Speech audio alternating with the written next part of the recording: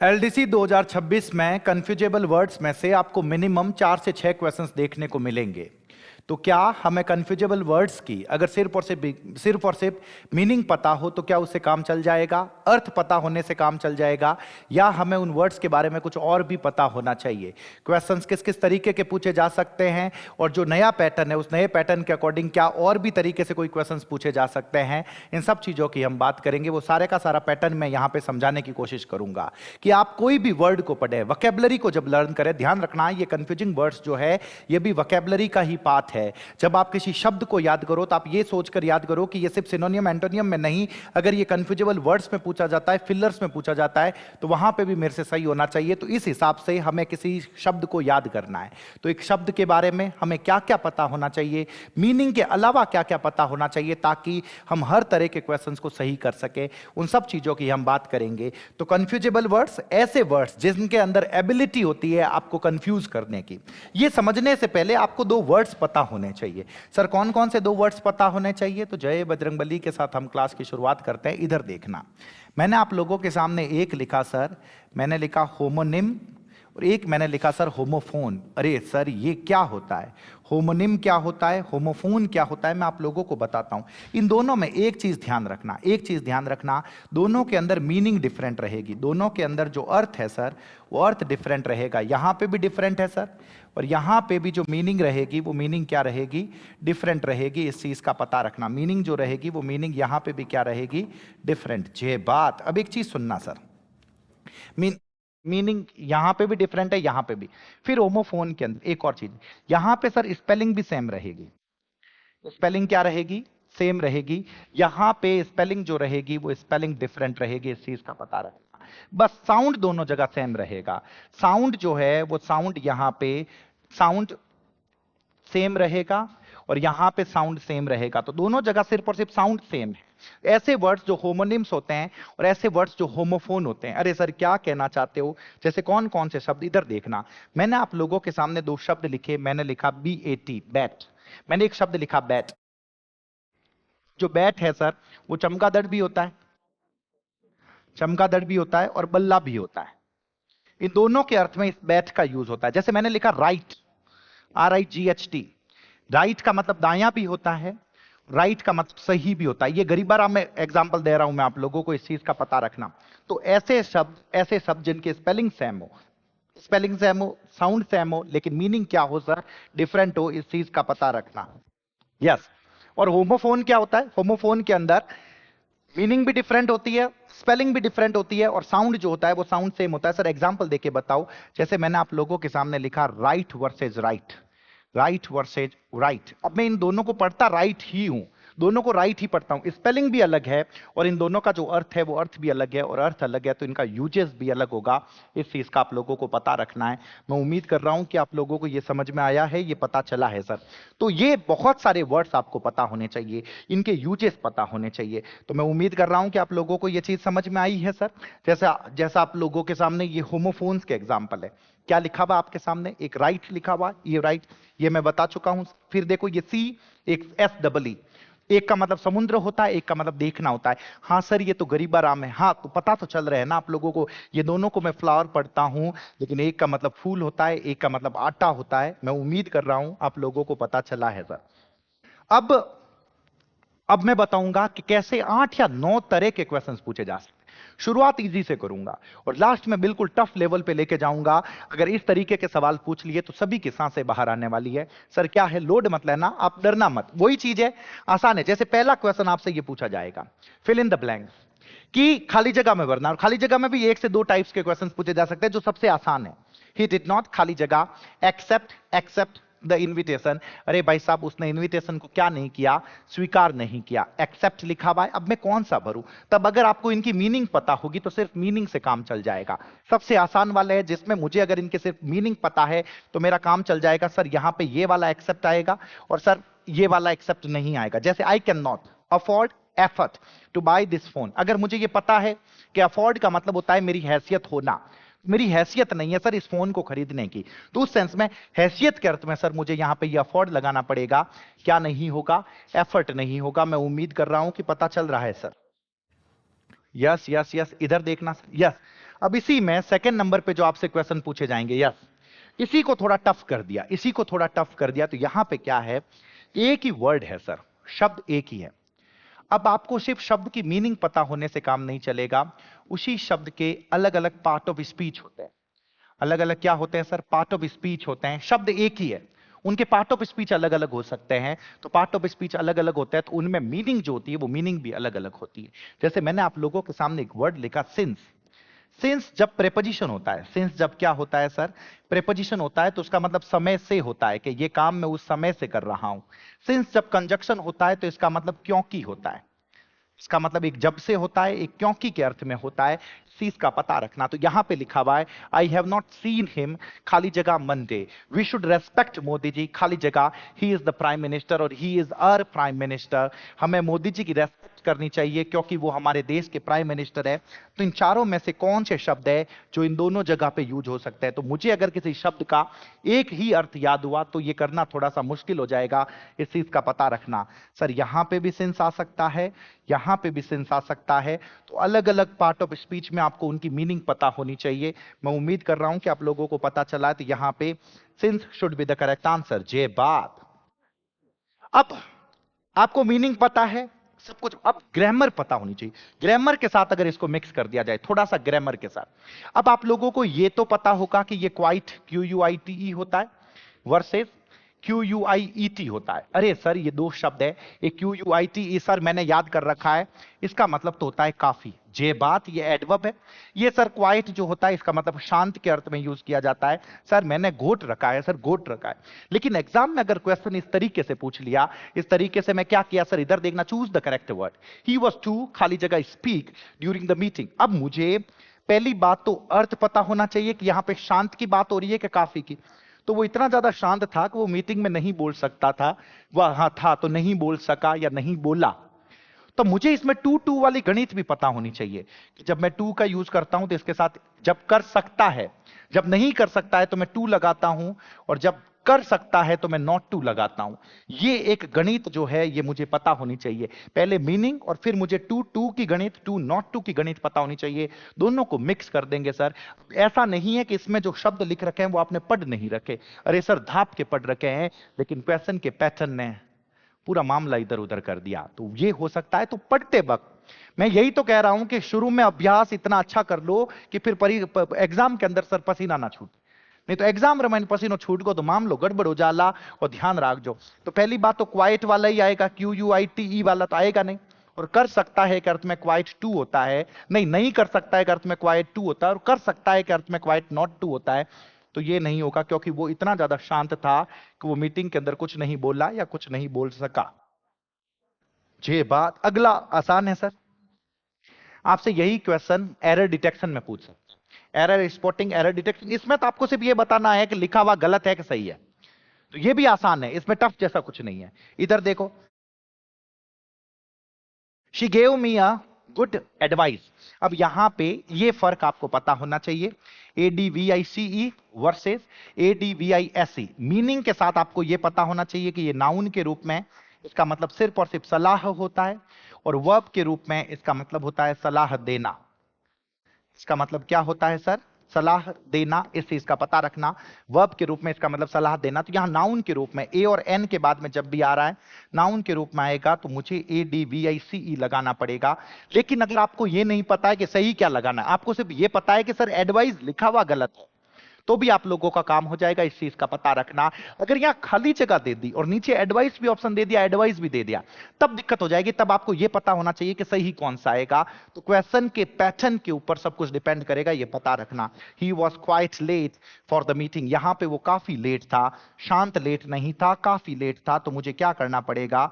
QUITE करना पड़ेगा। इस चीज का पता रखना। जे बात। मैं उम्मीद कर रहा हूं कि आप लोगों को समझ में आ रहा है सर। इधर देखो, अगला है पेयर बेस्ड क्वेश्चन। यही क्वेश्चन उसमें भी पूछे जा सकते हैं, पेयर में पूछा जाए तो क्या होगा? ये मेरे हिसाब से आसान है। शब्द लिखा हुआ है, उसके आगे मीनिंग लिखी हुई है। आपको ये बोलेंगे कि इनमें से कौन सा पेयर जो है वो कौन सा पेयर बिल्कुल करेक्ट है। कौन सा पेयर करेक्ट है तो क्या हो गया? इधर देखो, अरे सर अफेक्ट का मतलब तो प्रभावित करना होता है, रिजल्ट नहीं होता। गलत है सर। इफेक्ट का मतलब रिजल्ट होता है, प्रभावित करना नहीं होता। गलत है सर। अफेक्ट का मतलब इन्फ्लुएंस करना होता है, वही चीज है, बिल्कुल बिल्कुल सही है, और इफेक्ट का मतलब बदलना नहीं होता, तो सी जो रहेगा वो सही रहेगा। अब ये सिर्फ मीनिंग से काम चल जाएगा, इसी को थोड़ा और टफ बनाना हुआ तो क्वेश्चन कैसे देंगे, अठी ने देख जो सर ऐसे, ये लिखा हुआ है मीनिंग बेस्ड क्वेश्चन, मतलब अर्थ बेस्ड क्वेश्चन आपके सामने लिखे हुए हैं। वही चीज है, दो को मिक्स कर दिया, आपको ए दे दिया, बी दे दिया, सी और डी, चार दे सकते हैं, जिसमें एक स्टेशनरी लिखा हुआ है जिसका मतलब not moving, stationery, writing materials. आपको ये देखना है कि कौन सा जो है ये बिल्कुल करेक्ट है। तो ये ई आर वाई वाला नॉट मूविंग नहीं होता, ये भी गलत है, और ए आर वाई वाला राइटिंग मटेरियल्स नहीं होता, ये गलत है। कॉम्प्लीमेंट तारीफ के रूप में होता है, और ये कॉम्प्लीमेंट कंप्लीट करने के सेंस में होता है, तो बिल्कुल करेक्ट है। मतलब एक से दो कर दिए, थोड़ा सा लेवल को क्या करने की कोशिश करी है, टफ करने की कोशिश करी है। मैं उम्मीद कर रहा हूं पता चल रहा है। अगला भी गरीबा राम है सर, क्या लिखा हुआ है, ट्रू और फॉल्स स्टेटमेंट्स के रूप में क्वेश्चन दे सकते हैं। ट्रू और फॉल्स स्टेटमेंट्स के रूप में कैसे, जैसे आपके सामने ये दे दिया एडवाइस इज अ वर्ब, और नीचे ऑप्शंस दे देंगे कि ये लिखा हुआ सही है, लिखा हुआ गलत है, दो ऑप्शंस दे दिए और फिर दे दिया पहला सही है दूसरा गलत है। ऐसे स्टेटमेंट वाले क्वेश्चंस दे सकते हैं। तो एडवाइस इज अ वर्ब, आपको ये बताना होगा कि फॉल्स है या क्या है। सर ये तो धाप के फॉल्स है, एडवाइस जो होता है वो तो नाउन होता है, ये धाप के फॉल्स है, इस चीज का पता रखना जे बात। फिर क्या लिखा हुआ है, lose and loose have the same meaning, L double O S C और एल ओ एस सी दोनों का मीनिंग सेम है। अरे नहीं sir, L double O S C का मतलब ढीला होता है, और इस लूज का मतलब खोना या हारना होता है, तो सेम मीनिंग नहीं है। तो ये भी जो होगा ये क्या होगा, फॉल्स होगा। मैं उम्मीद कर रहा हूं कि पता चल रहा है सर, पता चल रहा है। इधर देखो आपके सामने क्या लिखा हुआ है, जे बाद आपके सामने। अब सेंटेंस ट्रांसफॉर्मेशन के अंदर ये क्वेश्चन इस तरीके से दे सकते हैं, वही कंफ्यूजिंग में आपके सामने ये लिखा हुआ, he did not accept my request. Sentence transformation या इसी को सेंटेंस करेक्शन आप बोल सकते हो।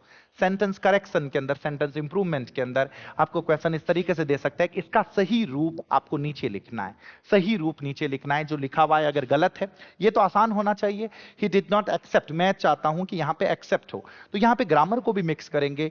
डिड नॉट तो पता चल गया, डिड नॉट एक्सेप्ट होगा। अब यहां पे एक्सेप्टेड भी लिखा हुआ है, अरे सर एक्सपेक्टेड के साथ जाऊं कि एक्सेप्टेड के साथ जाऊं, किसके साथ, फिर हमें यह पता होना चाहिए कि डिड नॉट के साथ हम वर्ब की किसका यूज करते हैं, फर्स्ट फॉर्म का। अगर मुझे ये पता होगा तो मैं ए ऑप्शन के साथ जाऊंगा।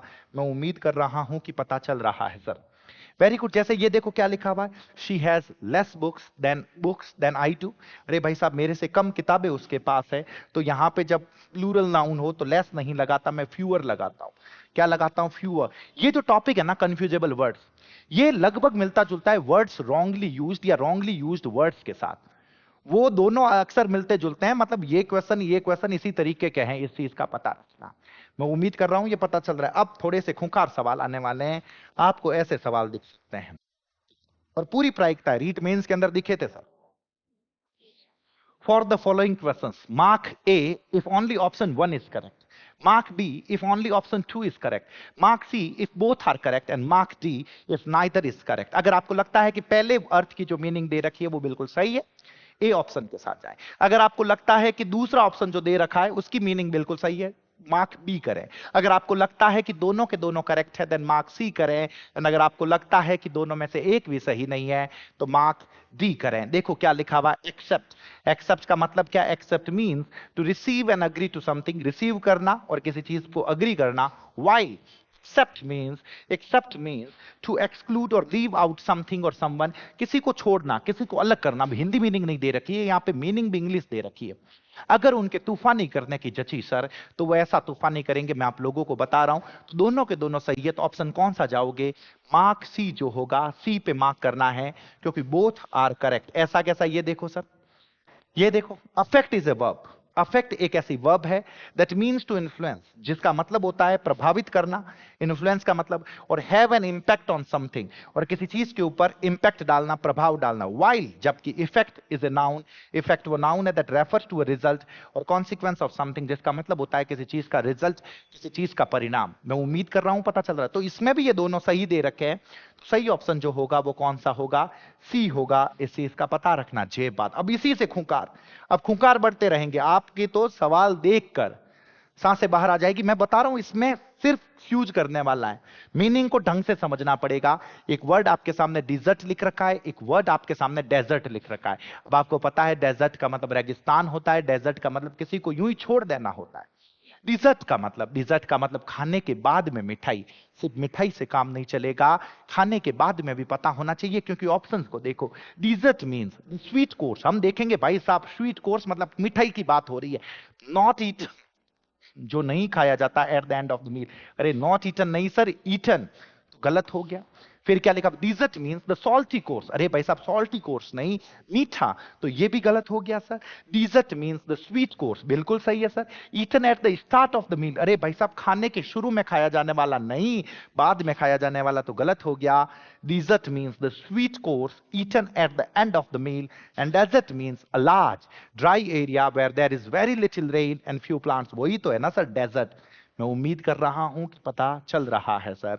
अच्छी ने देख जो सर, अच्छी ने देखो क्या लिखा हुआ, एक स्टेशनरी है, एक स्टेशनरी है, और वो इधर देखना सर, एक में ARY है, एक में ERY है। ध्यान रखना, जिसमें ERY है वो पेन पेंसिल वाला है, जिसमें ERY है वो कौन सा है, पेन पेंसिल वाला है। इस चीज का पता रखना, पेन में भी तो ई होता है, पेन में ई है तो ERY वाला पेन पेंसिल वाला है, और ARY वाला स्थिर वाला है, नॉट मूविंग। तो इधर देखो, स्टेशनरी मींस नॉट मूविंग, नहीं ई वाले का मतलब नॉट मूविंग नहीं होता sir. Stationery refers to the writing materials, बिल्कुल ठीक है। While stationary means not moving और not capable of being moved, B option बिल्कुल करेक्ट है। यहां तक भी मैं बता रहा हूं इजियर के चांसेस है। एक लास्ट पैटर्न बता रहा हूं, उसके लिए वो अगर आप याद करते हो तो ये खेल चला जाएगा वोकैबुलरी के ऊपर, फिर आपने जो शब्द पढ़ रखे हैं सिर्फ उनसे काम नहीं चलेगा। अब ये वर्ड देखो ना सर, ये कंफ्यूजेबल ही तो है, इकोनॉमिक और इकोनॉमिकल, अप्रिशिएटिव अप्रिशिएबल, आपके कंफ्यूजेबल है। अब ये कर पाने मुश्किल रहेंगे, मैं कारण सिर्फ मीनिंग से नहीं होंगे।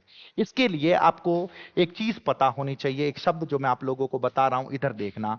सबसे पहले मैंने ये बताया कि वर्ड के बारे में आपको पता क्या क्या होना चाहिए। तो वर्ड के बारे में सबसे पहले अगर आपको मीनिंग पता है तो मोटा मोटा काम इस चीज से हो जाना चाहिए। अगर पेपर के लेवल को टफ नहीं करता है तो सिर्फ अर्थ से आपका काम हो जाना चाहिए। अगर पेपर के क्वेश्चन को जैसे ही बढ़ाने चाहेंगे तब उसका पार्ट ऑफ स्पीच भी पता होना चाहिए। क्या पता होना चाहिए सर, पार्ट ऑफ स्पीच पता होना चाहिए। फिर थोड़े से और लेवल को बढ़ाया, मीनिंग हो गया, उसके बाद में पार्ट ऑफ स्पीच हो गया, और थर्ड नंबर पे आपके सामने आता है सर इसी से रिलेटेड कोलोकेशन। कोलोकेशन क्या होता है हम इस चीज की बात करेंगे। सबसे लास्ट में यूजेज, यूजेज ये आपसे एक सेंटेंस बनना चाहिए, आपसे क्या बनना चाहिए, सेंटेंस बनना चाहिए। ये ज्यादा शब्द नहीं है, कम ही है। मैं पहले समस्या बताकर उसका इलाज भी बताऊंगा, आप लोग लोड मत लो। और अभी इलाज बताया जा सकता है, अभी समस्या भी बताई जा सकती है, क्योंकि एग्जाम में सर 5 से 6 महीने ढंग से आप तैयारी कर सकते हो। अगर यही एग्जाम से पहले 2 महीने होते तो मैं खुद भी आपको यही कहता कि ये इंपॉर्टेंट चीजें आप इस तरीके से कर लीजिए, ज्यादा से ज्यादा समय, मतलब कम से कम समय में ज्यादा से ज्यादा चीजें हो जाएगी। मैं आपको इन सब चीजों में नहीं धकेलता, लेकिन अभी आपके पास टाइम है, कट ऑफ भी जिस तरीके से जा रही है, अभी टाइम दिया जा सकता है और चीजों को सही तरीके से किया जा सकता है, सही तरीके से किया जा सकता है। इसीलिए मैं ये लेंथ में बता रहा हूं, वरना सर एग्जाम से 15 दिन पहले तो मैं तो खुद वो एलिमिनेशन टेक्निक आपको बताऊंगा, बताता क्या मैं बताऊंगा, जिससे भी आपके काफी क्वेश्चन सही हो जाएंगे। लोड लेने की जरूरत नहीं है। अभी हमें खपना है 75 में से 75 के लिए कि सर वो इन तरीके रो सवाल आ जा तो ओ मैं की कर करूं। हाँ तो वो मैं बताऊं थे, लोड क्यों ले रही हूं हर तरीके के क्वेश्चंस कि सर इस तरीके का क्वेश्चंस भी मेरे से होना चाहिए। मैं पढ़ने के लिए तैयार हूं, मैं टाइम देने के लिए तैयार हूं सर। बाकी के सारे सब्जेक्ट बहुत समय से मैं तैयार करके बैठा हूं, सब सब्जेक्ट रेडी करिए उड़ा है। बस मेरे को ये बता दो कि अब इंग्लिश के अंदर ये 75 सवाल जो है वो कैसे होंगे, क्या तरीका होगा। हाँ तो इन वास्ते तो मैं बैठा हाँ यार, बता वाला नहीं थे, लोड क्यों ले रही हो। तो इसके लिए ये जो शब्द है, ये शब्द कोलोकेशन जो शब्द मैं आप लोगों के सामने लिख रहा हूं, ध्यान रखना जब आप वोकैबुलरी को याद करो, क्योंकि ये जो शब्द आएंगे ये वोकैबुलरी से रिलेटेड। जब आप वोकैबुलरी को याद करो तो आपको कोलोकेशन याद करने की कोशिश करनी है। सर कोलोकेशन क्या है, उसी से रिलेटेड एक सेंटेंस होगा जिसमें वर्ड प्लस वर्ड मैंने आप लोगों के सामने लिखा। मैंने क्या लिखा सर, वर्ड प्लस वर्ड, एक शब्द जो होगा वो किसी दूसरे शब्द के साथ कोलोकेट होगा, एक जो शब्द होगा वो किसी दूसरे शब्द के साथ एसोसिएट होगा। ये दोनों को साथ में याद करो, दोनों को साथ में क्या करो, याद करो, जिससे इन दोनों का मुझे यूजेस भी पता रहेगा और जिससे मुझे इन दोनों की मीनिंग भी पता रहेगी। तो जब मैं इकोनॉमिक को याद करूं, जैसे आपके सामने इकोनॉमिक और इकोनॉमिकल लिखा हुआ है, हमेशा ध्यान रखना इकोनॉमिक पॉलिसीज होती, क्या होता है sir, economic policies, economic decisions. इसका मतलब ये हो गया इकोनॉमी से रिलेटेड, इकोनॉमी से रिलेटेड, देश की अर्थव्यवस्था से रिलेटेड अगर कुछ है तो वो इकोनॉमिक है, इस चीज का पता रखना। तो मैं इकोनॉमिक पॉलिसीज ही बोलूंगा तो मुझे पता रहेगा ओके, देश की अर्थव्यवस्था से रिलेटेड नीतियां, उसको इकोनॉमिक बोला जाएगा। और जबकि इकोनॉमिकल अगर कोई आदमी होता है, क्या होता है सर इकोनॉमिकल, तो वो कम खर्च करने वाला होता है। कैसा आदमी होता है? कम खर्च करने वाला। Modi ji will discuss economic policies. Modi ji discuss करेंगे कैसी पॉलिसीज? Economic policies. सर ये हमें कहां से मिलेंगे? किसी बुक में नहीं दे रखे, लोड मत लो, हाँ उठे मारो काम आए, उठे मारो काम आए। टेलीग्राम ग्रुप ज्वाइन कर लेना, एप्लीकेशन डाउनलोड कर लेना, वहां पे ये सब अवेलेबल करवा दिए जाएंगे। तो लोड क्यों ले रही हो? कि ताकि आप शब्दों को इस तरीके से पढ़ के रखें। रोजाना के 10-15 मैं था ने कहे वोकेबलरी नमक आले दई है, घनी नहीं खावनी है। 15-20 करता रहो, धीरे धीरे चीजें आपकी बिल्ड हो जाएगी। मैं बता रहा हूं, जैसे लिखा हुआ आपके सामने अप्रिशिएटिव और अप्रिशिएबल, ये दोनों शब्द भी दिखने में बिल्कुल एक जैसे लग रहे हैं, लेकिन अप्रिशिएटिव तारीफ करने वाली, तारीफ एक फ्रेज होती है, be appreciative of somebody, be appreciative of somebody. S B कहीं पे अगर मैं लिखता हूं तो उसका मतलब समबडी है। बी अप्रिशिएटिव ऑफ समबडी, इसका मतलब होता है अठाणी कितनी हकरी बात है, अठाणी कितनी हकरी बात। उस तरीके से मैं कहना चाहता हूं। तो मुझे हमेशा देखो ऑफ आ रखा है साथ में, it is appreciative of you. बहुत ही तगड़ी बात है आप, मैं आपने बता रही हूं। और एक होता है एप्रिशिएबल। एप्रिशिएबल का मतलब होता है काफी, काफी बड़ा, काफी बड़ा। उस सेंस में आप कह सकते हो काफी बड़ा। तो there shall be an appreciable increase in your salary. अरे आपकी सैलरी के अंदर काफी बड़ा इंक्रीज होगा। कैसा इंक्रीज होगा? काफी बड़ा। तो जब मैं अप्रिशिएबल को याद करूं तो अप्रिशिएबल इंक्रीज के साथ में याद करूं। अप्रिशिएबल इंक्रीज का मतलब क्या होगा? इसका मतलब होगा काफी बड़ा बदलाव या काफी बड़ी वृद्धि। मान लो कोई वर्कर्स है जो हड़ताल करके बैठे, हमारी सैलरी बढ़ाओ, सैलरी बढ़ाओ। तो भाई साहब जो मालिक है उसने आके कहा चलो सैलरी बढ़ा देंगे। उन्होंने कहा कितनी बढ़ाओगे? तो पास वापस जवाब आया there shall be an appreciable increase in your salary. तो आपकी सैलरी के अंदर एक बड़ा बदलाव होगा। ये यूजेस, ये सेंटेंस बोलना जरूरी है। सेंटेंस बोलोगे शुरू शुरू में मैं बता रहा हूं थाने अमूज नहीं आवेला। अमूज नहीं मतलब थाने लागे लाग, अरे मैं कई पढ़ रही हूं। 15 से 20 दिन 25 दिन अगर लगे रहोगे तो चीजें आपको ऐसा लगेगा कि पकड़ में आ रही है। ये इस तरीके के क्वेश्चंस, ये सारे के सारे तरीके के मैंने आप लोगों को क्वेश्चंस बताएं। इस तरीके के आप लोगों को क्वेश्चंस पूछे जा सकते हैं, इस चीज का ध्यान रखना। अगर आप लोग एलडीसी की या किसी भी दूसरे एग्जाम की तैयारी कर रहे हो, 4th ग्रेड के एग्जाम की तैयारी कर रहे हो, मैं बता रहा हूं साल में यही ऑफर लाएंगे और दूर दूर तक लाने का कोई प्लान नहीं है।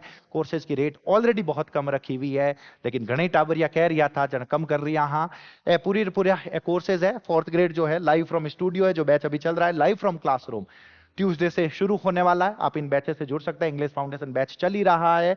सबसे लास्ट में हाई कोर्ट फॉर ग्रेड का जो बैच है वो भी 199 से 19 में किया हुआ है। तो आप इन बैचेस से जुड़ सकते हैं। आपको ये क्लासें कैसी लग रही है, जो पढ़ाने का तरीका है वो तरीका कैसा लग रहा है, मुझे कमेंट बॉक्स में जरूर बताएं। ज्यादा से ज्यादा लोगों तक पहुंचाएं, ज्यादा से ज्यादा लोगों तक शेयर करें। जय बजरंगबली।